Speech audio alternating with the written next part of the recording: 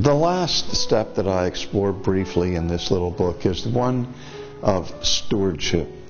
A steward is, by definition, someone who does not own what he governs.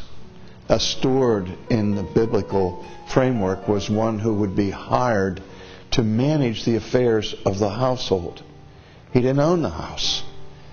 He worked in the house. He managed the house. And all that we possess belongs to God. And the Bible calls us to be stewards of the gifts, the talents, and the things that He has provided for us. Our very lives are on loan from God. I have to be a good steward of my life, what I do with my life. I have to make a careful examination of the gifts and talents that God has given to me, and understand that these abilities are not something that I can take credit for ultimately. They're gifts, and I am called to use them in His service. And the more I exercise the gifts that God gives to me in ministry, the more I grow. We often think of stewardship almost exclusively in terms of finances and of tithing. And there's a crisis there. In the Old Testament, God required that His people give a tenth of their earnings of a given year, a tenth of their gain, back to Him. That was right off the top.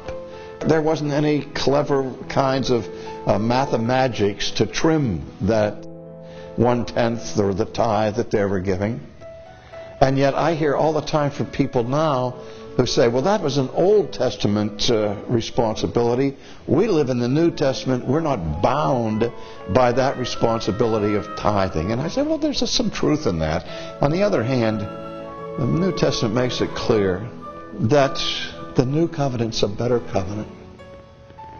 It gives us more than the people in Old received in Israel. And if anything, the responsibility for financial support of the work of the kingdom is greater in the New Testament than it was in the Old Testament. I read an article, I still don't believe it. It said that of all of the Christians who called themselves reborn, that among them only 4% practiced tithing. If that's true, and if what Malachi says, the end of the Bible, that means 96% of us as professing Christians are routinely, continuously, systematically, impenitently robbing God.